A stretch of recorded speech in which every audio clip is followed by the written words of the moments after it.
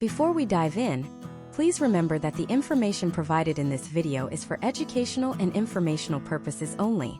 It is not intended as and should not be understood or construed as professional, career, or financial advice. We are not career counselors or financial advisors. The strategies discussed here are based on research, case studies, and historical trends, but individual results will vary. Always consult with a qualified professional before making any significant career decisions. You're sitting at your desk. The clock on the wall seems to be ticking backward. You're staring at a project, a spreadsheet, an email chain, and a thought you've been pushing down for months, maybe even years, finally breaks through the surface. Is this it? Is this really what I'm going to be doing for the next 20 years? If that sounds familiar, you are not alone. In fact, you're in the majority. Millions of Americans in their 30s, 40s, and 50s are hitting a professional wall. They've done everything right. They got the degree, they climbed the ladder, they have the respectable title and the 401k. But they wake up every morning with a profound sense of meh. It's the quiet dread of a career that pays the bills but starves the soul. This isn't a midlife crisis. It's a mid-career calling. It's the realization that the path you started on at 22 might not be the path you're meant to be on at 42. Problem is, what do you do about it? The internet is full of terrible advice. Just follow your passion, they say.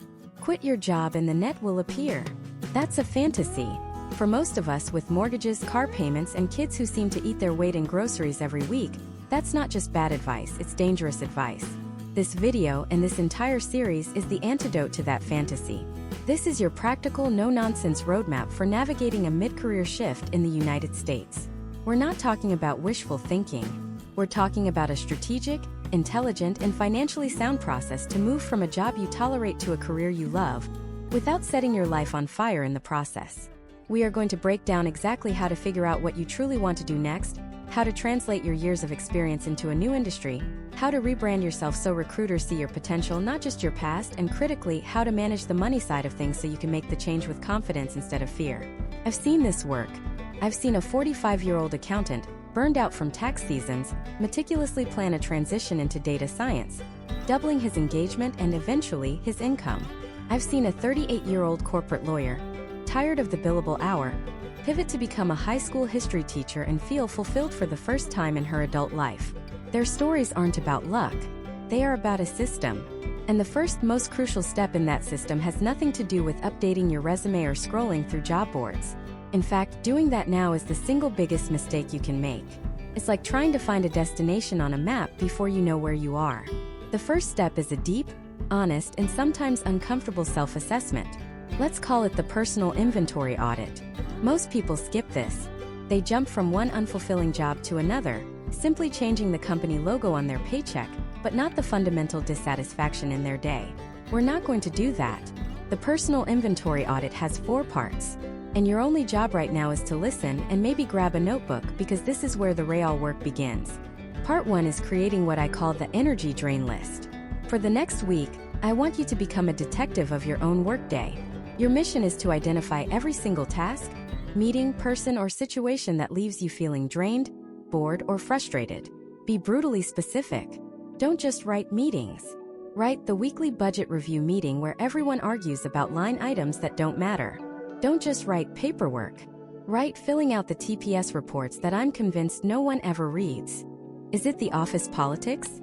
The lack of autonomy? The mind-numbing repetition of a certain task? The industry itself? This isn't just complaining. This is data collection. You are identifying the toxic elements in your professional life. We have to know what's broken before we can fix it. Part 2 is the opposite. It's the flow state journal. Flow state, as defined by psychologists, is that magical feeling of being so absorbed in an activity that you lose all track of time. You look up and realize 3 hours have passed in what felt like 20 minutes. For the next 2 weeks, your job is to catch yourself in these moments. What were you doing?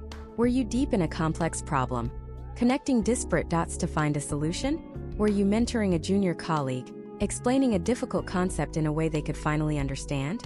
Were you organizing a chaotic project into a clear, actionable plan? Were you writing a proposal, persuading with your words? These moments are gold. They are powerful clues pointing directly to your innate talents and the kind of work that energizes you, rather than drains you. Write them down the moment they happen. The activity, the feeling, the outcome. Part 3 of the audit is what we'll call the skills X-ray. This is where we separate what you're good at from what you enjoy. This is a critical distinction that most people miss. By mid-career, you've become competent at a lot of things, but that doesn't mean you should be doing them. Maybe you're the go-to person for putting out fires and you're great at it, but you secretly hate the stress and chaos. Maybe you're an expert at managing a budget, but the sight of a spreadsheet makes you want to scream. Take a piece of paper and draw a simple 4-quadrant grid. The horizontal axis is proficiency, from low to high. The vertical axis is enjoyment, from low to high. Now list all of your skills, hard skills like software development or financial modeling, and soft skills like public speaking or team management. Place each skill in the appropriate quadrant. The skills in the high proficiency, low enjoyment quadrant are your danger zone. These are the golden handcuffs that keep you trapped in jobs you dislike. The skills in the high proficiency, high enjoyment quadrant? That's your sweet spot. That's the core of your future career. This exercise gives you a visual map of your professional strengths and passions. Finally, part 4 is the impact statement. This is where we zoom out from tasks and skills and think about purpose. Forget about job titles for a moment. Job titles are just labels. Ask yourself a bigger question. What kind of problem do I want to solve? What kind of impact do I want to have on a person, a company, or the world? Do you want to build things that people use every day? Do you want to help people achieve financial security? Do you want to create systems that make businesses more efficient and humane? Do you want to protect the environment? Do you want to help people feel more connected? Don't filter yourself. Just write down the kind of impact that would make you feel proud at the end of the day. This shifts your entire perspective from, what job can I get? To what contribution can I make? It's a game changer. Once you have this raw data about yourself, your energy drains, your flow states, your enjoyable skills, and your desired impact, you have built the foundation for your entire career shift. You've stopped wandering in the dark and have turned on the lights. You've stopped guessing and started diagnosing. And with that diagnosis, we can then begin to explore the universe of career possibilities that actually align with who you are, not just the person you've been for the last 15 years. But let's be honest, that universe of possibilities sounds terrifying. It's a blank page, a vast dark expanse with a million blinking lights, and you're supposed to just pick one? That's where most people get paralyzed. They feel the burnout, they know they need a change, but the sheer number of options freezes them in place. So they do nothing. They stay in the job that's draining the life out of them because the known misery feels safer than the unknown potential. We're going to change that right now. The goal isn't to find your one, singular, capital P passion. That's a myth that has caused more career anxiety than just about anything else.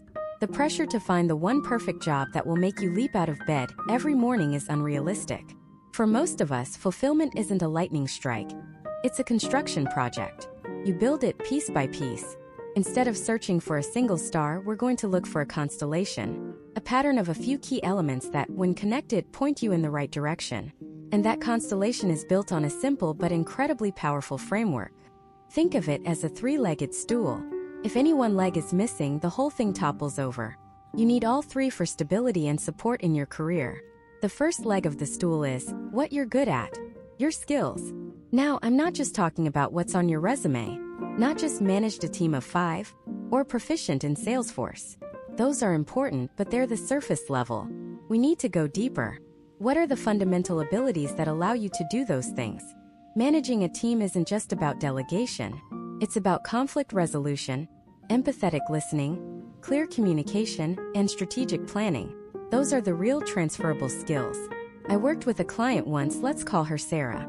She was an accountant for a mid-sized manufacturing firm for 12 years. She was miserable. She felt like a cog in a machine, just crunching numbers that nobody seemed to care about. When we dug into her skills, she kept saying, "I'm just good at Excel." But as we talked, a different picture emerged. She wasn't just good at Excel. She was a master at taking a chaotic mess of data and turning it into a clean, compelling story. She could make a spreadsheet sing. She could build dashboards that, at a glance, told the entire financial health of a project. Her real skill wasn't accounting. It was data storytelling. Today, she works for a tech startup, leading a team that designs data visualization tools for non-financial executives. She uses the same core skill, but in a context that energizes her. So your first task is to conduct an audit of your own skills. Forget your job title. What do you actually do all day? Do you simplify complex topics? Do you persuade people? Do you organize chaos? Do you build relationships? Write it all down. This is the first leg of your stool. The second leg is what you enjoy. Your interests. This is the part people think of as passion, but let's reframe it. It's not about what you would do for free. It's about what problems you enjoy solving. What topics pull you in? When you're scrolling online, what rabbit holes do you fall down? What kinds of books or documentaries do you consume? Your genuine curiosity is a powerful compass. Maybe you're an HR manager, but you spend your weekends obsessively planning and optimizing multi-day hiking trips for your friends. The interest isn't just hiking. It's logistics, risk assessment, gear optimization, and group motivation. Or maybe you're a software developer who loses track of time building custom furniture in your garage. The interest isn't just wood. It's precision design, working with your hands, and turning a raw material into a functional, beautiful object. These aren't just hobbies. They are clues to the kind of work that will engage your mind and spirit. Don't dismiss them. For so many of us, especially in the American work culture, we're taught to build a wall between our work self and our real self. A mid-career shift is your chance to tear down that wall. Make a list of these interests.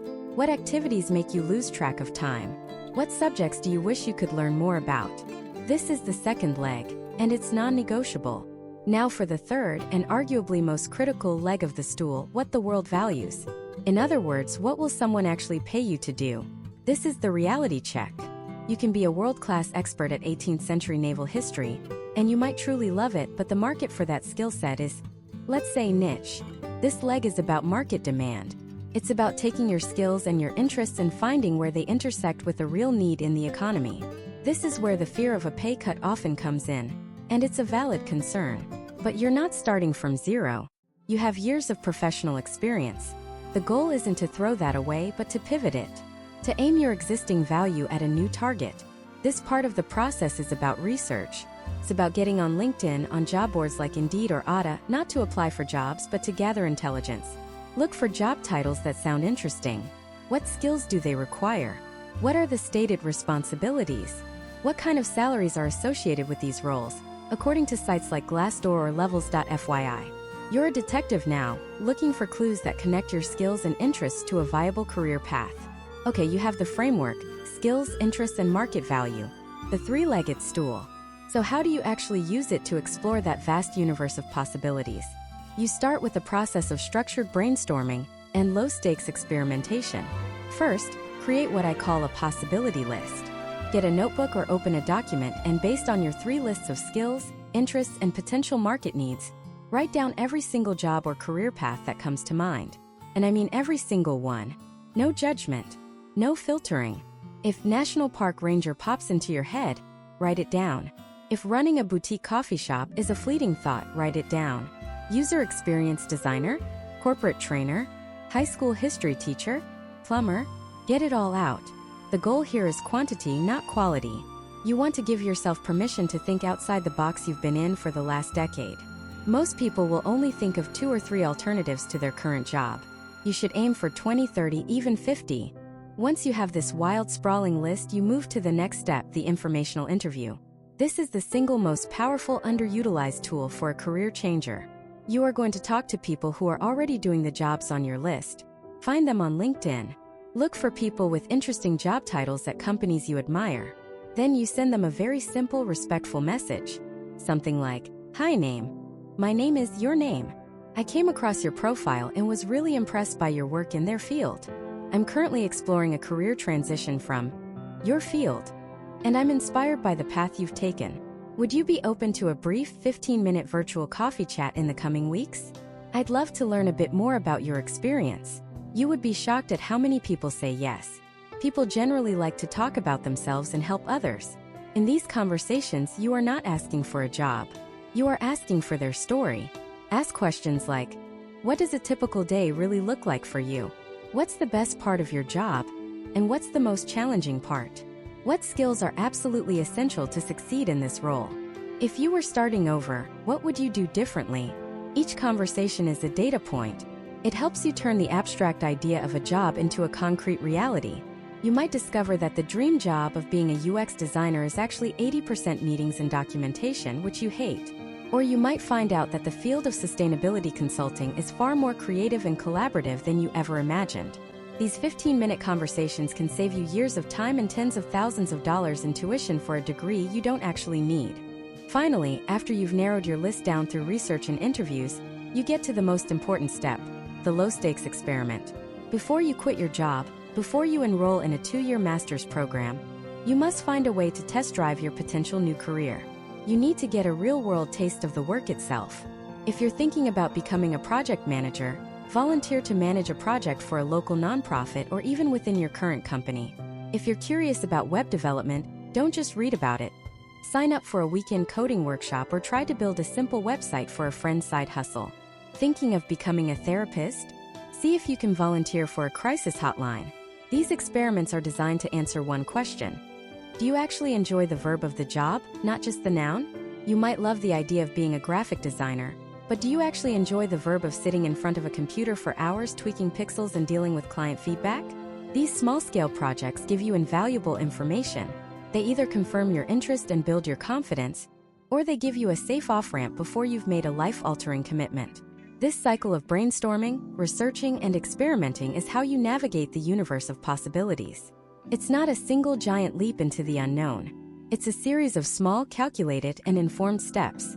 And as you take these steps, a clearer path begins to emerge from the fog. You start to see not one but a few viable, exciting new directions. But identifying the path is one thing. Actually summoning the courage to walk down it is another entirely. Especially when you're staring down the barrel of financial uncertainty and the terrifying prospect of starting over. How do you actually manage the money, the fear, and the expectations of everyone around you? How do you break free from the golden handcuffs of a stable, high-paying job that's crushing your soul? That's exactly what we're going to break down next. Let's start with the biggest, heaviest link in that chain, the money. The golden handcuffs are called golden for a reason. They're comfortable. They pay the mortgage, fund the 401k, and afford you a lifestyle that feels, well, successful. The thought of voluntarily giving that up can feel like a form of financial insanity. So the first step isn't to dream about your new passion. It's to get brutally honest with a spreadsheet. This is where you build your freedom fund. It's not just an emergency fund. It's a strategic runway that gives you the time and mental space to make a smart transition, not a desperate one. So how much do you need? The standard advice is 6 months of living expenses. For a mid-career shift, I suggest you aim for more. Think closer to 9 months or even a full year if you can. Why? Because you're not just waiting out a job loss. You're actively investing in a career reinvention. This period might involve retraining, networking, or even starting at a lower salary. The extra cushion buys you options and reduces the pressure to take the first offer that comes along just to pay the bills. Now, calculating this fund requires more than just looking at your last bank statement. You need to perform a financial autopsy on your current life. Print out the last 3 months of your credit card and bank statements. Go through them line by line with 2 different colored highlighters. One color for absolute, non-negotiable survival expenses. Mortgage or rent, utilities, groceries, car payment, insurance. The other color for everything else. The $5 lattes, the streaming services you forgot you had, the dinners out, the clothes you buy out of boredom. This isn't an exercise in shaming yourself. It's an exercise in clarity. You need to know the absolute bare-bones number it takes to keep your life afloat. That number is the foundation of your freedom fund calculation. And don't forget the hidden costs of leaving a corporate job in America. The biggest monster in the closet? Health insurance. When you leave your job, your employer-subsidized health plan disappears. You'll likely be offered COBRA, which allows you to continue your same coverage, but now you have to pay the full premium yourself, plus an administrative fee. For many, this is a shocking expense, often well over $1,000 a month for a family. You need to research this cost before you quit and build it into your monthly runway budget. Also, look into the Affordable Care Act marketplace. Depending on your new, lower income during your transition, you might qualify for a subsidized plan that's far more affordable than COBRA. Another thing, taxes. If you plan on freelancing or consulting during your transition, nobody is withholding taxes for you anymore. You'll need to set aside a percentage of that income for quarterly tax payments to the IRS. Forgetting this can lead to a nasty surprise come April. Building your freedom fund is the most unglamorous part of this journey, but it is the single most important action you can take. It turns a terrifying leap of faith into a calculated, strategic step onto a bridge you built yourself. Once the financial raft is built, you have to deal with the second giant hurdle: The psychological one. Fear.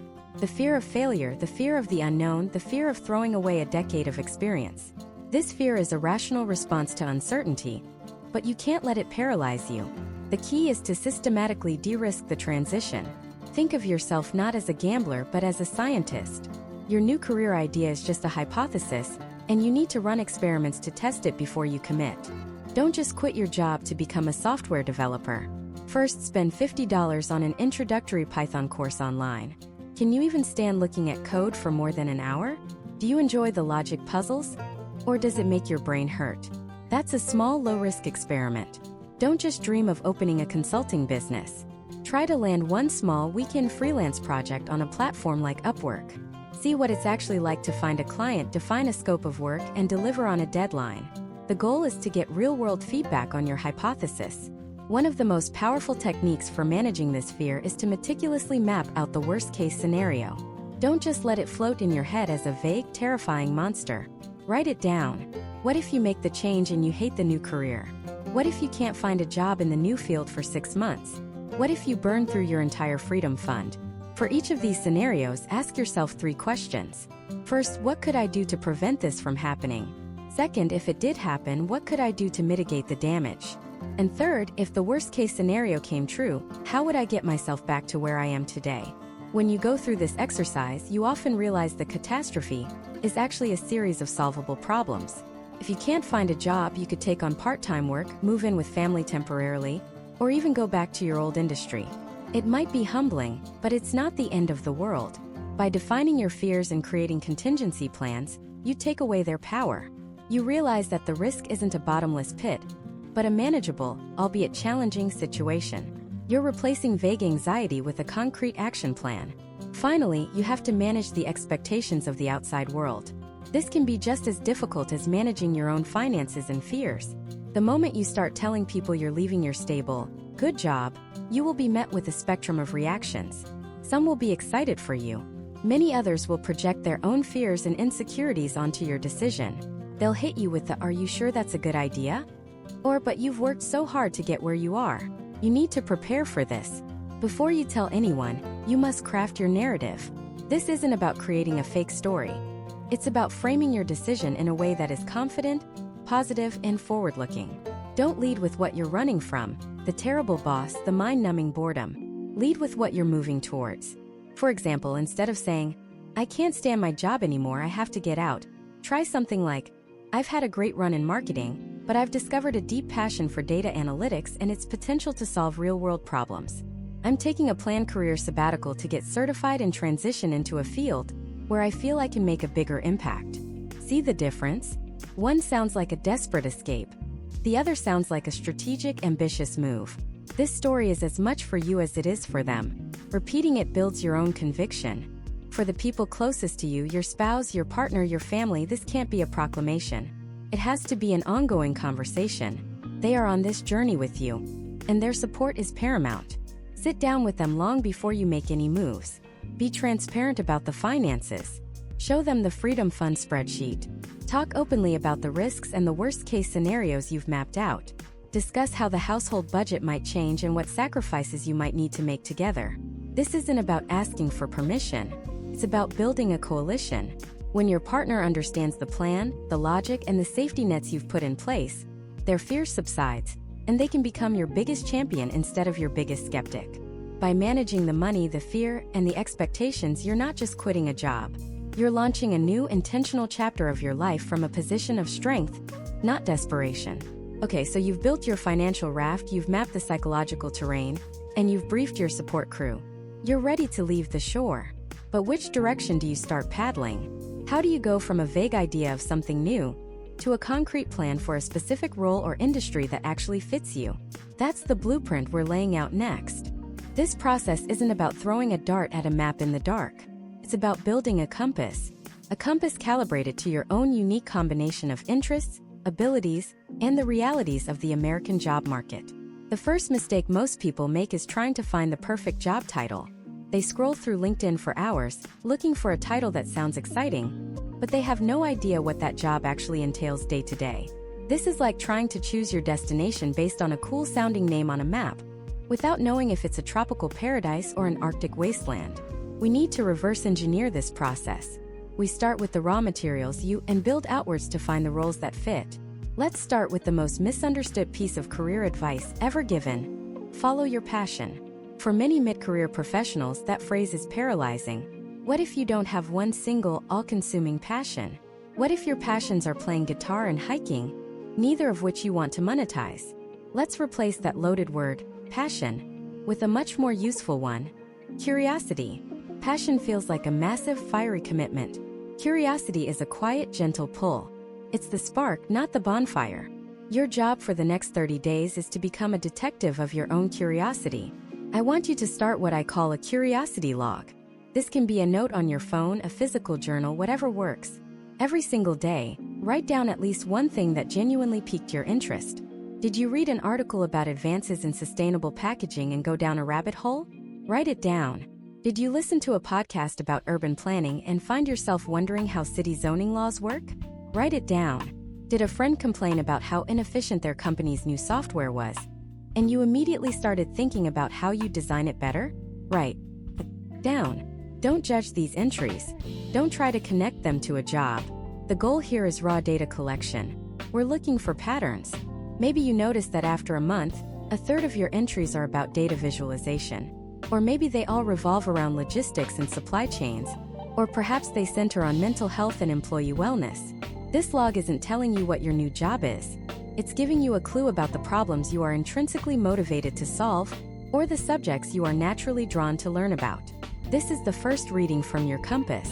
It's pointing you toward a general direction, a field of inquiry, not a specific destination. Now for the second and arguably most important step for someone mid-career: a deep and honest skills audit.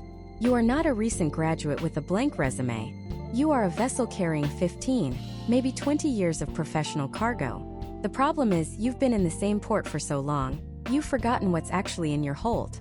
You likely undervalue your most powerful assets because they've become second nature to you. We're going to use a simple but powerful 3 lists exercise. Grab a piece of paper or open a document. Title the first column Hard Skills. These are the teachable, quantifiable abilities. Things like proficient in Salesforce, certified in project management, can code in Python, fluent in Spanish, adept at financial modeling in Excel. Be exhaustive. List every piece of software, every methodology, every technical certification you've ever acquired. Title the second column Soft Skills. These are your interpersonal skills, your character traits, the way you operate. Think about feedback you've received. Are you a phenomenal public speaker? A calming presence in a crisis? An expert negotiator? Do you excel at mentoring junior employees? Are you the person everyone comes to when they need to translate complex data into a simple story? These are not fluffy skills. In today's economy, these are often the differentiators that command higher salaries and leadership roles. Now for the third and most revealing column: hidden strengths. These are the things you do so naturally you don't even recognize them as a skill. This is where you need to enlist help. Send a simple email or text to 5 people you trust, former managers, close colleagues, even a client you had a great relationship with. Ask them one question. When you think of me at my best, what am I doing? The answers will surprise you. They might say, you have this incredible ability to walk into a chaotic meeting and create an organized action plan in minutes. Boom, that's a skill. Synthesizing complex information into actionable strategy. They might say, you're the only one who could ever calm down our most difficult client. Boom, that's a skill. High-stakes client de-escalation. These hidden strengths are your superpowers. You've been using them for free your whole career. It's time to recognize them and market them. Once you have these 3 lists, you're looking at the true inventory of your professional worth, completely detached from your old job title. You're not just a marketing manager anymore. You are a strategist with skills in data analysis, public speaking, and stakeholder management, who is deeply curious about sustainable technology. See the difference? We've transformed a restrictive label into a dynamic portfolio of capabilities and interests. Now we have direction from your curiosity log and an inventory from your skills audit. It's time to connect that to the real world. This is the market reality check, where we find out if there's a demand for a person like you. This phase is all about research, not applications. First, you become a job board detective. Go to LinkedIn or Indeed, but with a new mission. Instead of searching for job titles, search for your top 2 to 3 skills from your audit. Search for project management plus SaaS. Search for data analysis plus healthcare. See what job titles come up. What companies are hiring for these combinations of skills? What salary ranges are they listing? You're not looking for a job to apply to yet. You're looking for patterns. You're validating that a market exists for your unique blend of talents. This will help you generate a list of 5 to 10 potential job titles that you might have never even considered. Second, you conduct informational interviews. This is the single most effective tactic for a career changer. Find people on LinkedIn who currently have one of those intriguing job titles from your research. Look for people who also have a non-traditional background, as they're more likely to be empathetic to your journey. Send them a brief, polite connection request. Don't ask for a job. Your only goal is to ask for 15 minutes of their time to hear their story. Say something like, "Hi name. I'm currently exploring a career shift and your experience in their field is really impressive. I'd be grateful for the chance to learn more about your journey and the nature of your work." When you get on a call, ask questions like, "What does a typical day or week look like for you? What are the most challenging parts of your job? What skills do you think are most critical for success in this role? What advice would you give someone trying to break into this field from a different background?" You are gathering priceless, real-world intelligence that you can never find in a job description. Finally, you run low-stakes experiments. Before you leap, you test the water. Is your research pointing you toward user experience design? Don't enroll in a $10,000 bootcamp yet. Take a $40 introductory course on Udemy or Coursera. See if you actually enjoy the work. Does freelance writing seem appealing? Go on a site like Upwork and try to land one small project. See what it feels like to work with a client. Want to get into the nonprofit world? Volunteer for a local organization for a few hours a week. These small-scale tests provide invaluable feedback. They either confirm your interest and build your confidence, or they save you from making a huge, costly mistake. By the end of this process, the curiosity log, the skills audit, and the market reality check, you will have moved from that vague, overwhelming feeling of "I need a change" to a concrete list of 2 or 3 well-researched, high-potential career paths that align with who you are and what the world needs. You've gone from being adrift in a vast ocean to having a clear destination on your map. You've identified the island you want to sail to, but your current boat might not be equipped for that specific journey. You might need to add a new sail, reinforce the hull, or learn to read a new set of stars. So, how do you retool yourself for the new destination without sinking your current ship? That's the critical next phase we need to engineer. This engineering phase is where the dream meets the blueprint. It's the single most intimidating part for most people, because it feels like a choice between 2 extremes. Either you drain your savings and go back to school full-time, hoping a degree magically opens the right doors, or you stay put, paralyzed by the sheer scale of what you don't know. But this is a false choice. It's a myth designed by a system that profits from all-or-nothing decisions. The most successful career shifts aren't giant, risky leaps of faith. They are a series of calculated, intelligent steps. You're not demolishing your current career to build a new one. You're building a sophisticated extension onto the home you already own. The key is to reframe retooling, not as going back to zero, but as becoming what industry experts call a T-shaped professional 2.0. Think about it. Right now, you have deep expertise in your current field. That's the vertical bar of the letter T. You also have a broad set of transferable skills: communication, project management, leadership. That's the horizontal bar. A career shift isn't about erasing that T. It's about adding a second vertical bar. You're not becoming a different person. You're becoming a more versatile, more valuable version of the person you already are. You're the finance analyst who also understands data visualization. You're the teacher who also masters instructional design for corporate training. You're the nurse who also learns the fundamentals of healthcare administration. This combination is your unique superpower, and it's what makes you more attractive than a fresh graduate with only one specialty. So how do you build that second vertical bar without quitting your day job? You do it through 3 strategic pillars of upskilling. First is the pillar of microlearning and skill stacking. Forget the 2-year master's degree for a moment.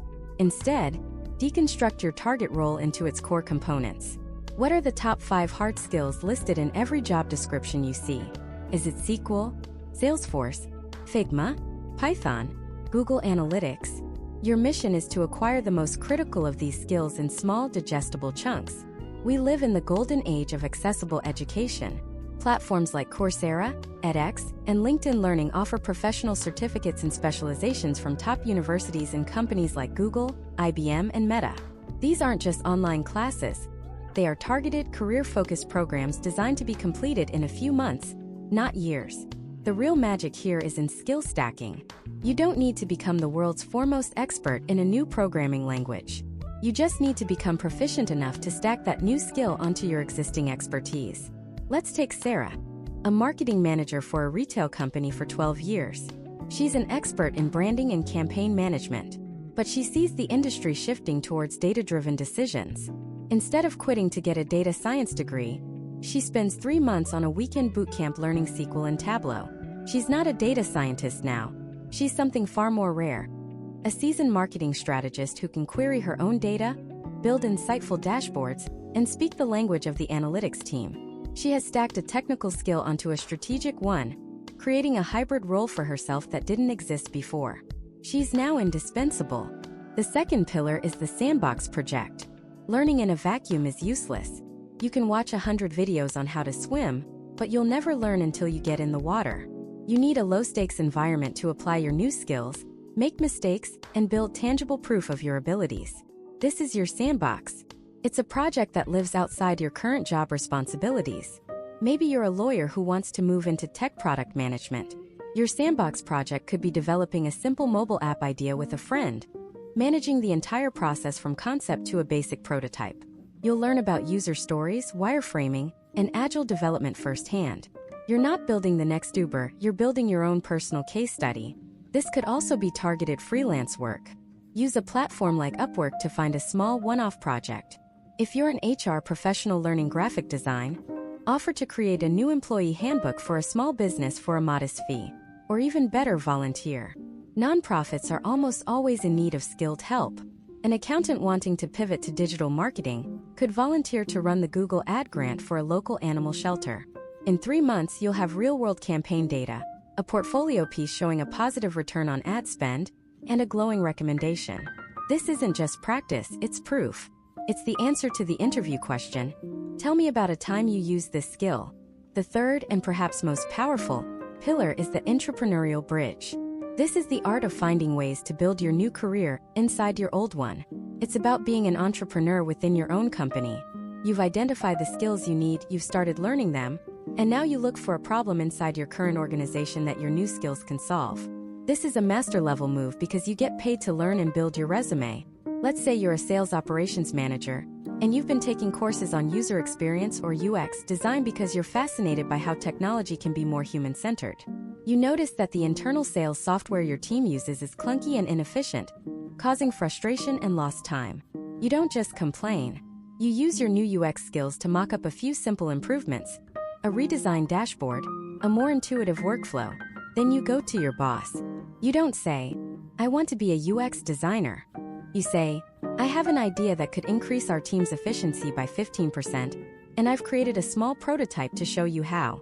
Can I have 2 weeks to build out a more detailed proposal with the IT team?" What just happened? You've created a win-win. Your boss sees you as a proactive problem solver. You get official company time to work on a real UX project, collaborate with engineers, and put a massive achievement on your resume. You're building the bridge to your new career plank by plank, while standing firmly on the foundation of your current job. Many career changes happen this way, not by jumping ship, but by slowly and deliberately steering the ship in a new direction from the inside. Of course, the two biggest elephants in the room are time and money. You have a mortgage, maybe a family, and a 40-hour-plus work week. The solution isn't to find more hours in the day.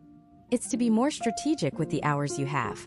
This is about consistency over intensity. One focused hour of studying a day is more effective than a frantic 8-hour cram session on a Saturday. Use your commute to listen to industry podcasts. Use your lunch break to complete a module of an online course. As for money, before you spend a dime, exhaust the free options. YouTube is a university in itself. Your local library card likely gives you free access to LinkedIn Learning. And don't forget to check with your current employer. Many companies have a professional development budget that sits unused because employees simply don't ask. This process of retooling isn't about adding another certification to your LinkedIn profile.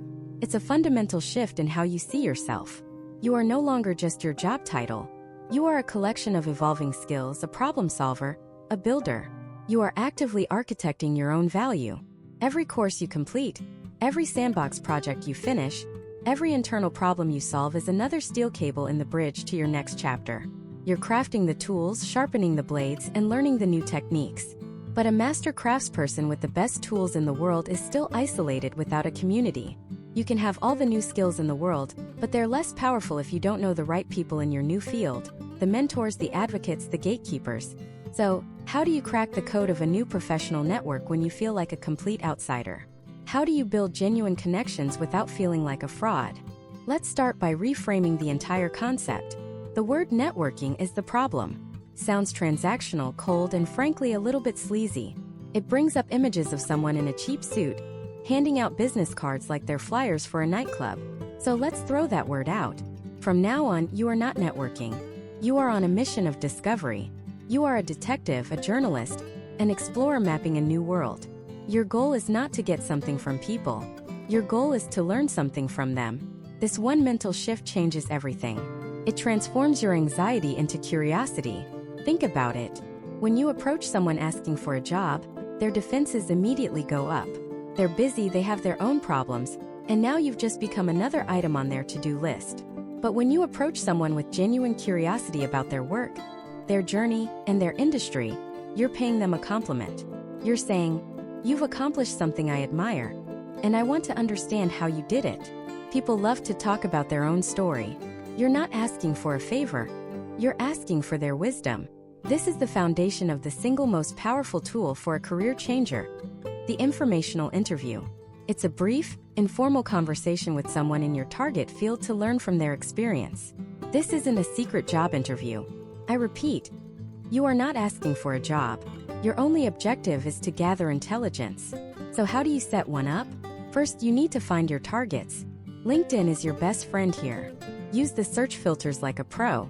Search for the job title you're interested in, let's say user experience designer. Then filter by company, maybe companies you admire. But here's the key filter for a career changer. Filter by your own alma mater. Finding someone who went to the same college as you, even 20 years apart, creates an instant low-level bond. It's a warm lead. No college connection. Filter by a previous company you worked for. Maybe someone who was an accountant at your old firm is now a UX designer at Google. Their path is incredibly relevant to you. Once you have a list of 5 to 10 potential people, you craft your outreach message. And this message is critical. It must be short, respectful, and crystal clear about your intentions. It should follow a simple formula. 1. Acknowledge a connection or a point of admiration. 2. State your situation concisely. 3. Make a clear, low-commitment ask. It looks something like this. Hi Sarah. I came across your profile and was so impressed by your work on the new mobile banking app at FinCorp. My name is Michael, and I'm currently an accountant exploring a career transition into UX design. I know you're incredibly busy, but I was wondering if you might have 15 to 20 minutes in the coming weeks to share a bit about your journey into the field. I'm not looking for a job, just trying to learn from professionals I admire. Let's break down why that works. It's polite. It shows you've done your homework. It explicitly states you're not asking for a job, which removes all the pressure. And it defines the time commitment. 15 to 20 minutes is an easy yes for almost anyone. It's less time than they spend scrolling Instagram before bed. When they agree, you treat that 20-minute call like gold. Be prepared. Have your questions ready, but don't just read them off a list. Your goal is to have a genuine conversation. Your questions shouldn't be about getting a job. They should be about their story. Ask things like, what does a typical day or week look like in your role? What's the most challenging part of your job? What do you wish you had known when you were first starting in this field? And the most important question of all, which you save for the end, based on our conversation, is there anyone else you think it would be valuable for me to talk to? This final question is your magic key. It's how one conversation turns into 2, and 2 turn into 4. You're not just building contacts, you're building a web of connections. After the call, you immediately, and I mean within a few hours, send a personalized thank you email. Not a generic one. Reference something specific you talked about. Thanks again for your time, Sarah. I especially appreciated your advice about focusing on accessibility design. I've already started looking into the resources you mentioned. This shows you listened, you valued their time, and it keeps the door open for future contact. This process feels slow, but it's about quality over quantity. 5 of these meaningful conversations are worth more than 500 random LinkedIn connections. You're building a small army of advocates. These people won't just be names on a list. They'll be people who know your story, understand your ambition, and just might think of you when they hear about an unlisted opening 6 months from now. But this isn't just about one-on-one meetings. You also need to start immersing yourself in the digital and physical spaces where your new industry lives. On LinkedIn, your profile needs a makeover. Your headline should no longer be your old job title. It should reflect your future aspiration. Instead of senior accountant at Smith & Company, it becomes finance professional transitioning into data analytics, seeking to leverage 10 years of quantitative experience to drive business insights. You're telling the algorithm and the people where you're going, not just where you've been. Join relevant LinkedIn groups. But don't just be a silent observer. Engage. When someone posts an interesting article, read it and add a thoughtful comment. Not just great post, but this is a fascinating point. It reminds me of a similar trend I saw in the finance sector, where we used X to solve for Y. I wonder if a similar approach could work here. You're demonstrating your ability to think critically and connect disparate ideas, a hugely valuable skill for any career changer. Then there are industry events, conferences, and local meetups. Yes, walking into a room full of strangers can be terrifying. So change the objective. Your goal is not to meet 20 people. Your goal is to have 1, maybe 2 meaningful conversations. That's it. Go to the least crowded part of the room. Stand near the coffee or the food. It's a natural place for conversations to start. Look for someone else who is standing alone. They're probably just as nervous as you are. And your opener isn't some cheesy line. It's simple. Hi, I'm Michael. What brings you to this event today? Then just listen. There's a fascinating sociological concept called the strength of weak ties, discovered by a Stanford professor named Mark Granovetter. He found that when it comes to finding new opportunities like a job, our close friends are often the least helpful. Why? Because they travel in the same circles we do. They know the same people, the same information. The real breakthroughs come from our weak ties. The acquaintances, the people we just met, the friend of a friend. They are the bridges to entirely new networks and pools of information. Every informational interview you do, every thoughtful comment you leave online, every person you meet at a conference, you are building and strengthening those crucial weak ties. As you do this, you're not just collecting contacts. You're building your own personal board of directors. A few people who know your story, who believe in your potential, and who can offer you guidance along the way. One person might be great at reviewing your resume for the new field. Another might be the person you call to practice for an interview. A third might just be a cheerleader who reminds you why you started this journey when you feel like giving up. This is your support system. This entire process, the informational interviews, the online engagement, the in-person events, it does more than just build a network. It's a powerful antidote to imposter syndrome. With every conversation, the new field becomes less intimidating. The jargon starts to make sense. You begin to see how your old skills actually do connect to this new world. You're no longer an outsider looking in. You're an active participant, a student of the game who is rapidly learning the rules. You're starting to belong. And once you've built this foundation of knowledge and connection, once you truly understand the landscape of your new career from the inside, you can begin to translate that into the language that hiring managers understand. You can start to craft your story, your resume, and your personal brand not as a desperate career changer, but as a strategic problem solver who has found a new and better way to apply their unique talents. It's a complete transformation in how you present yourself to the world. And that's exactly what we'll break down next. How to rewrite your resume and your story so it doesn't just whisper, but screams that you are the perfect candidate, even without the traditional experience. And that scream begins not with a list of your old job titles, but with a powerful, forward-looking narrative. For years, we've been taught that a resume is a historical document, a chronological record of where we've been. But for a career changer, this is a trap. A chronological resume that starts with 10 years as a restaurant manager, when you're applying for a tech sales role, is like showing up to a job interview in a chef's hat. It immediately frames you in the past and forces the hiring manager to do the hard work of connecting the dots. We can't let them do that. We have to connect the dots for them so clearly and compellingly that they don't even realize they're being led. Your new resume is not a history book. It is a marketing brochure. It's the movie trailer for your career, designed to sell one product. You, as the ideal candidate for this specific job. Every single word on that page has one purpose: to answer the hiring manager's silent question, "Can this person solve my problem?" Now, you might have heard of something called a functional resume, which de-emphasizes work history and focuses entirely on skills. For a while, this was the go-to advice for career changers. But here's the inside scoop. Most recruiters today are wary of them. A purely functional resume can be a red flag, making it seem like you're trying to hide something, like major employment gaps or a lack of relevant experience. It creates suspicion. So we're not going to do that. We're going to use something far more powerful: the hybrid resume. It's the best of both worlds. It leads with your skills and qualifications, framed for the new role, but still provides the chronological context that recruiters expect. It's the perfect tool for a career transition. Let's break down how to build it piece by piece. First, delete the objective statement from the top of your resume. An objective statement is all about what you want. Nobody cares what you want. They care about what they need. We're replacing it with a professional summary or a career profile. This is a 3 to 4 line paragraph at the very top of your resume that acts as your elevator pitch. It's your thesis statement. Let's imagine our career changer, Sarah. She's been a high-end hotel manager for 12 years and wants to move into a customer success manager role at a software company. Her old summary might have said, "Dedicated and experienced hospitality manager with over a decade of experience in team leadership, budget management, and ensuring guest satisfaction." It's accurate, but it screams hotel. Her new hybrid resume summary will say, "Customer-centric professional with 12 years of experience building high-value client relationships and leading teams to exceed service-level goals.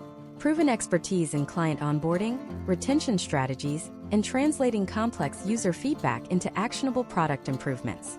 Seeking to leverage extensive experience in customer advocacy to drive success and adoption in a B2B SaaS environment." Do you see the difference? We didn't lie. We just changed the language. Guest satisfaction became client relationships and customer advocacy. Managing the front desk became client onboarding. We're telling the recruiter, "I already speak your language. I already understand your world." This summary is customized for every single job you apply for, using the keywords from their job description. Directly below that summary, we add our secret weapon, a section called Core Competencies or Areas of Expertise. This is a bulleted list of 9 to 12 of your most relevant skills for the new role. This section does two critical things. First, it's pure gold for the applicant tracking systems, the software that scans your resume for keywords before a human ever sees it. We're going to pull these keywords directly from the job description. If they list client relationship management, SaaS platforms, and user onboarding, you better believe those phrases are going into your core competencies section. Second, it gives the human reader an instant snapshot of your qualifications. Before they even read about your hotel experience, they see a list of skills that perfectly match what they're looking for. You've already passed the first test. Now we get to the professional experience section. This is where the real storytelling happens. Under each past role, you are not going to list your duties. A duty is passive. It's what you were required to do. We are going to list your accomplishments, framed in the language of your target industry. We're going to translate your past into their future. Every bullet point should be an accomplishment statement. A great formula for this is challenge action result. What was the problem? What did you do? And what was the quantifiable outcome? Numbers are your best friend here. They cut through the ambiguity and demonstrate impact. Let's go back to Sarah, the hotel manager. Her old resume said, "Managed front desk staff, handled guest complaints, responsible for training new employees." Boring, passive, and irrelevant to a software company. Her new translated bullet points will sound like this: led and mentored a team of 15 client-facing associates, improving customer satisfaction scores by 25% over 2 years through targeted coaching and new service protocols. That's not managing staff. That's leadership and performance improvement. They escalated over 500 high-stakes client issues, retaining an estimated $200,000 in annual revenue by identifying root causes and implementing proactive solutions. That's not handling complaints. That's high-stakes client retention. Developed and implemented a comprehensive new hire onboarding program, reducing employee ramp-up time by 40% and increasing 90-day retention by 30%. That's not training. That's creating scalable systems for success. A core function of a customer success manager. See what we did? We took the core essence of her work and reframed it. We quantified the results. We used the vocabulary of the new industry: client-facing, retention, onboarding, scalable systems. She's no longer a hotel manager.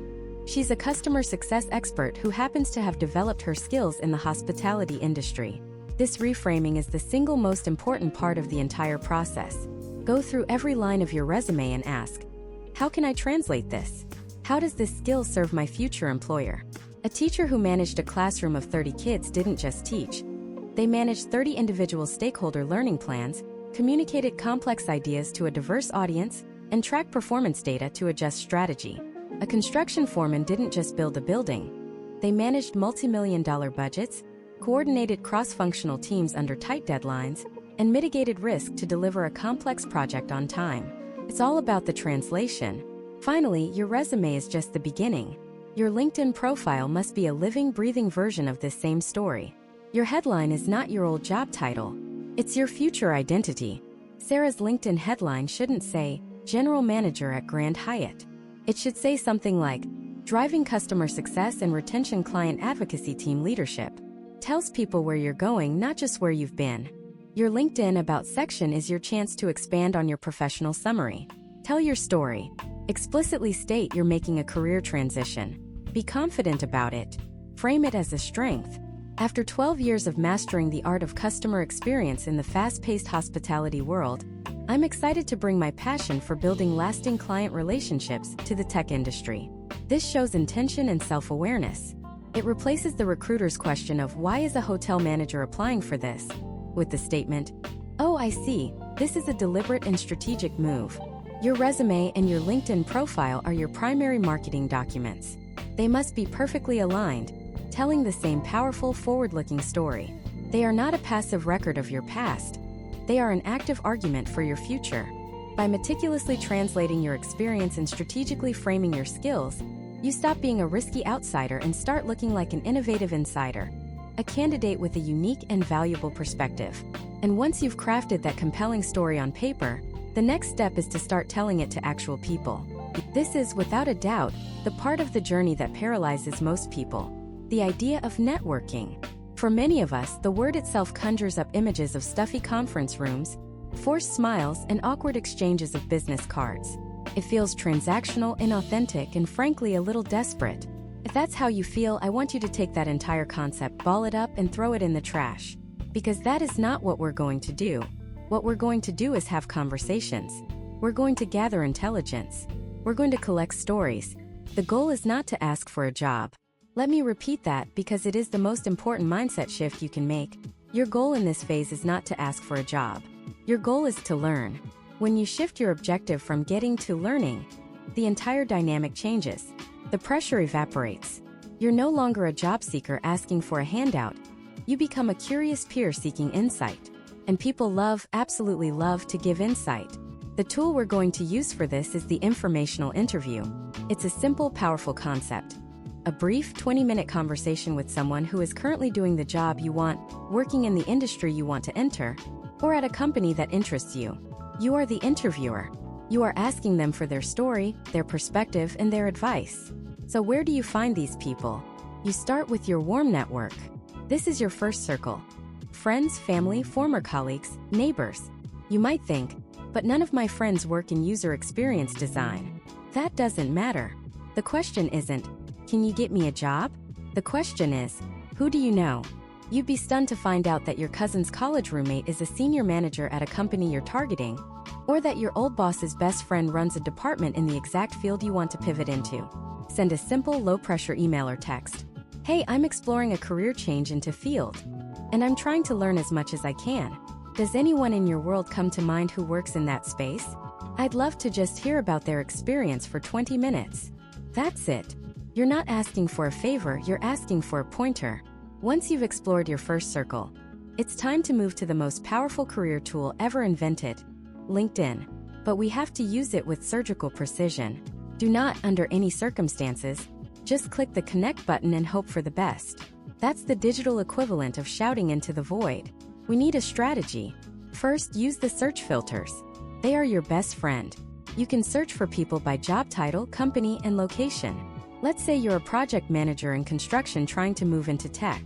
Search for technical program manager. Then filter by companies you admire. Now here's the magic. Add another filter. Past company. Put your old construction firm in there. Suddenly, you might find 3 people who made the exact same pivot you want to make. Their profile is a roadmap. They are proof that it can be done. And they are the single most likely people to want to help you. The second magic filter is schools. Filter for people who went to your alma mater. The alumni connection is an incredibly powerful and often underutilized bond. There's an immediate sense of shared identity. A cold outreach to a fellow alum is 10 times warmer than a true cold outreach. Now, you've identified a list of people. The next step is crafting the outreach message. This is where most people go wrong. They send a generic, self-serving message that gets instantly deleted. A successful message is short, specific, and all about them. It should have 4 key components. 1. A specific, genuine compliment or point of connection. Hi Sarah. I came across your profile and was so impressed with your presentation on sustainable supply chains at the Green Tech Conference. Or, hi Mark, I'm a fellow University of Michigan alum, go Blue, and saw that you made the career transition from finance to product marketing. This immediately shows you've done your homework, and you're not just spamming 100 people. 2. State your purpose clearly and concisely. I'm currently a logistics manager, and am deeply inspired by the work your team is doing. I'm in the early stages of exploring a potential career pivot into a similar field. Notice the language. Exploring. Learning. It's low threat. 3. The ask. This is the critical part. You are not asking for a job lead, or for them to review your resume. You are asking for one thing and one thing only, a small amount of their time and expertise.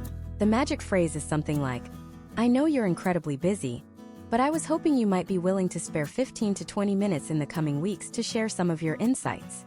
I'm particularly curious to learn how your skills from finance translated to your success in marketing. You've made it about them, their story, their success. 4. Make it easy for them. End with, if you're open to it, please let me know what time might work best for you. I'm happy to work completely around your schedule. This removes all friction. When you get the yes, and you must prepare. This is not a casual chat. It's a strategic intelligence gathering mission. Research them. Read articles they've written. Understand their company's latest product launch. Prepare at least 5 thoughtful questions that you can't just Google the answer to. Not, so what does your company do? But what's the biggest challenge your team is facing right now that someone from the outside might not see? Or, looking back, what's one skill you wish you had developed earlier that would have made your own career transition smoother? During the conversation, be respectful of their time. Start on time, end on time. Listen more than you talk. You have 2 ears and 1 mouth for a reason. Your job is to absorb. And at the very end of the call, as you're thanking them, you ask the single most powerful question in all of networking. Based on our conversation, is there anyone else you would recommend I connect with? This is how 1 conversation becomes 3. This is how you build a web of contacts, a network of advocates from a single starting point. Finally, the follow-up. Within 24 hours, send a thank you email. Not a generic one. Reference something specific they said that you found valuable. Thanks again, John. I've been thinking a lot about your point on the importance of data visualization, and I'm already looking into a course on Tableau like you suggested. This proves you listened and are taking action on their advice. It makes them feel valued. It makes them feel invested in your success. This process isn't about being slick or transactional. It's about being human. It's about building genuine relationships based on curiosity and respect. Each conversation gives you more clarity, more confidence, and a clearer picture of your new industry. You'll learn the language, the key players, the hidden challenges, and the unwritten rules. More importantly, you stop being an anonymous applicant and become a known quantity. You're no longer just a resume in a stack. You're the person that Sarah from accounting recommended, the person Mark from marketing had a great chat with. This is how you bypass the digital black hole of online applications and get your story in front of the people who can actually open the doors. So now the moment of truth arrives. You've networked, you've hustled, you've had those informational chats, and an email lands in your inbox. It's an invitation to interview. The initial wave of excitement hits you, but it's quickly followed by a cold shot of adrenaline. A voice in your head whispers, "Okay, now what?" How do I actually convince them I can do this? This is where so many mid-career shifters stumble. They think an interview is just an interview, but it's not. An interview in your late 30s, 40s, or 50s for a new field is a fundamentally different ballgame than the one you played in your 20s. Back then, you were selling potential. You were a blank canvas. Now you're a complex painting with a rich history, and your job is to convince them that you're not just a piece for a museum of your old career, but the perfect modern masterpiece for their gallery. It all starts with the very first and most dreaded question. So tell me about yourself. This is not an invitation to recite your resume. This is a trap. And the trap is believing they want a chronological history of your life. Well, in 2005, I started as a junior analyst at a bank, and then in 2010 I was promoted. Stop. You've already lost them. They have your resume. They can read. That answer is boring, it lacks confidence, and it fails to tell them the one thing they actually care about. Why are you, with your unique and seemingly unrelated background, sitting in this chair for this specific job right now? Instead, you need to use what's called the past, present, future framework. It's your secret weapon for telling a concise and powerful story. First, the past. You have 2 sentences, maybe 3, to summarize your entire previous career. Don't talk about every job. Pick 2 or 3 core, transferable skills you mastered. For example, for the past 15 years, I've been in the hospitality industry, where I honed my skills in high-stakes operational management and leading diverse teams to deliver exceptional customer experiences under pressure. See, no mention of specific hotels or titles, just high-level valuable skills. Next, the present. This is the pivot. This is your origin story. Over time, I found myself increasingly fascinated by the data behind our customer satisfaction scores, and I began teaching myself data analysis tools on the side to understand our business better. That passion led me to pursue a formal certification in data science, which I recently completed. This single sentence does so much work. It shows initiative, passion, and a logical reason for your change. It wasn't a whim. It was a deliberate evolution. Finally, the future. This is where you tie it all together and make it about them. And that's why I was so excited to see this role at your company. I believe my unique combination of on-the-ground operational leadership and my new quantitative analysis skills would allow me to not just analyze the data, but to understand its real-world implications for your customers and help you translate those insights into action. In 90 seconds, you've gone from being a random person with a confusing resume to a strategic candidate with a compelling narrative. You've connected your past to their future. Now, even with a brilliant opening, you have to address the elephant in the room. They're thinking it, even if they're too polite to say it. But you don't have direct experience in our industry. Your job is to reframe this perceived weakness into a unique strength before they can even solidify it as a negative in their mind. This isn't about apologizing for your background. It's about making them realize your background is your secret weapon. One powerful technique is creating a bridge story. Let's say you were a lawyer for 20 years, and now you want to move into a project management role at a tech company. When they ask about your project management experience, you don't say, "Well, I don't have any formal experience." You build a bridge. You say, "While I haven't held the formal title of project manager, my entire career as a litigator has been an exercise in complex project management. Every major case was a multi-year project with a fixed deadline, the trial date. I had to manage a budget, coordinate a team of paralegals and expert witnesses, handle massive amounts of documentation, communicate with demanding stakeholders, our clients, and navigate an incredibly complex set of rules and regulations to deliver a successful outcome. The context was the courtroom, but the skills of scoping, execution, and stakeholder management are identical. You're not just answering the question. You're educating them on the hidden value of your experience. You're teaching them how to see you correctly. Another challenge is the dreaded question, what's your biggest weakness? The standard advice is to give a fake weakness like, "I'm a perfectionist." That doesn't work anymore. For a career changer, this question is a golden opportunity. The best approach is to state a real, but manageable, knowledge gap related to the new industry and immediately explain how you are proactively fixing it. For instance, coming from a non-tech background, my deepest expertise isn't in the specific jargon of agile software development. Recognizing that was a potential gap, I've spent the last 3 months not only completing a certification in it, but also joining 2 online communities where developers discuss their daily work. So while it's the area I have the least historical experience in, it's also the area I'm most aggressively learning about right now. This answer demonstrates incredible self-awareness, honesty, and a proactive problem-solving mindset. You've turned a weakness into a story about your commitment and drive. As the interview winds down, they'll ask, "Do you have any questions for us?"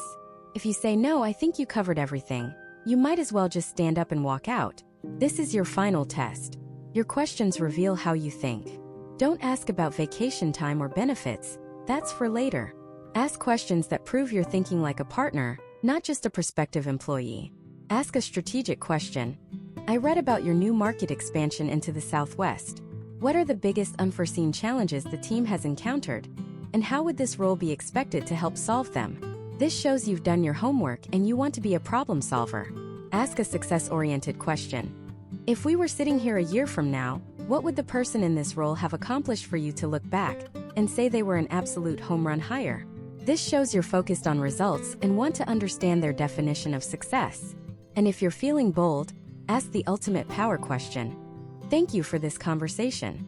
Is there anything about my background or our discussion today that gives you any hesitation? This takes guts, but the payoff can be huge. It shows you're confident enough to invite criticism, and it gives you one last chance to clear up any unspoken doubts they might have right there in the room. Finally, the interview isn't over when you leave the building.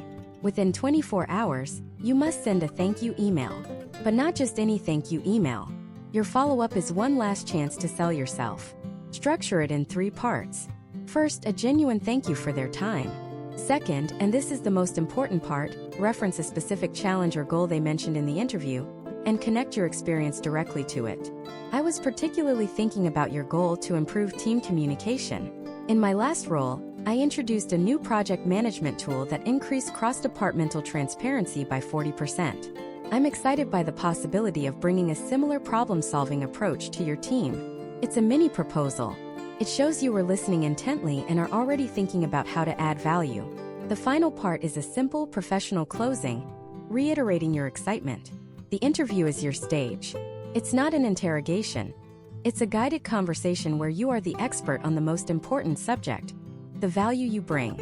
By framing your past, building bridges with your stories, and asking intelligent questions, you transform from a risky career changer into a strategic asset with a perspective no other candidate can offer. You're not just proving you can do the job, you're proving you can do it in a way nobody else can. But what happens when that performance earns you the ultimate reward? The job offer. That's when a whole new set of challenges begins. Negotiating your worth from a position of transition and making that final, terrifying, and exhilarating leap. That's exactly where we're headed next. The negotiation table isn't a battlefield. It's the final stage of your interview. It's where you and a potential employer collaboratively decide on the terms of your future partnership. And for a mid-career changer, this conversation is profoundly important. It's not just about money. It's about validating your new professional identity. You've spent months, maybe even years, building a bridge from your past career to this new one. This negotiation is where you walk across that bridge and claim your place on the other side. The biggest mental hurdle to overcome is the feeling that you have less leverage. You might think, I'm new to this field, I should just be grateful for any offer. Let's discard that idea right now. Your unique background is your leverage. You're not a blank slate. You're a rich tapestry of experiences. You bring a perspective that no one else in their candidate pool has. You might have project management skills from a decade in construction that apply perfectly to software development sprints.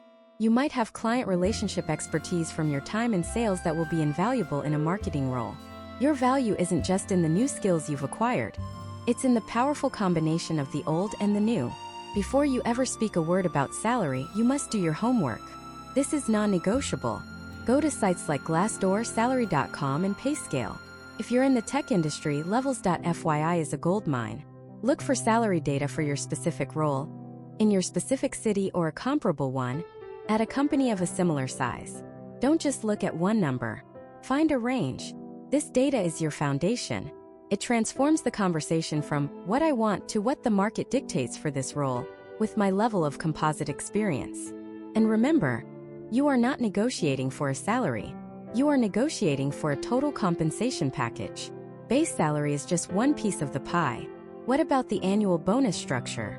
Is there potential for stock options or restricted stock units? What is the 401k matching program? How much are the health insurance premiums? And what's the quality of the coverage? How many weeks of paid vacation do you get? A high salary can be quickly eroded by expensive healthcare and a poor retirement plan. Sometimes, a slightly lower base salary with an incredible benefits package is the far better financial choice. You need to see the whole picture. Now, let's talk about the conversation itself. There's a golden rule in negotiation. Try to let them name the first number. Recruiters and hiring managers might ask, "What are your salary expectations?" It's a classic move.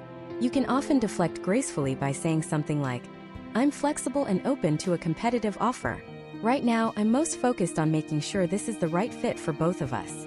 Could you share the approved salary range for this position?" This puts the ball back in their court. If they insist you go first, don't panic. This is where your research becomes your shield and your sword. You don't give a single number. You give a well-reasoned range. It might sound like this. Based on my research for a senior marketing analyst role here in Chicago, and considering my 12 years of experience in data analysis from the finance sector, which will allow me to ramp up quickly, I'm targeting a compensation package in the range of X to Y. See how that works? It's not emotional. It's professional, data-driven, and it anchors the conversation in a place that's favorable to you. Let's say they come back with an offer. It's a good offer, but it's at the low end of your range. Your heart might be pounding. You might be tempted to just say yes. Don't. Take a breath. Express your enthusiasm for the role first. "Thank you so much for the offer. I'm incredibly excited about the opportunity to join the team and work on the new product launch." Then you make your counter. "After reviewing the full package, the base salary is a little lower than what my research indicated for the market. Considering the unique value I bring with my background in Z, would it be possible to get closer to Y?" The worst they can say is no. But in many cases, there's wiggle room. And even if they can't budge on the base salary, this is your chance to get creative. This is where you can truly tailor the job to your life. You could ask, "I understand if the base salary is firm. Could we perhaps explore a sign-on bonus to help cover the transition?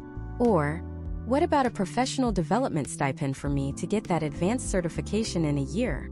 You can negotiate for an extra week of vacation, a more flexible work-from-home schedule, or even a title change that better reflects your seniority. These things cost the company little, but can make a huge difference in your quality of life and future career prospects. Once the final offer is on the table, the real moment of truth arrives. How do you decide? Go back to the very beginning of this journey. Why did you want to make a change in the first place? Write down your top 3 must-haves and your top 3 deal breakers. Does this new role satisfy your core needs? If you left your old job because of a toxic culture, is there any indication this new place will be better? If you wanted more growth, is there a clear path for advancement? The money matters, but if the role doesn't solve the fundamental problem that initiated your search, you'll be right back where you started in a year. And then comes the final leap: resigning from your current job. This should be done with grace and professionalism, no matter how you feel about your old employer. Type a simple, straightforward resignation letter. Schedule a private meeting with your direct manager. Tell them you've accepted another opportunity.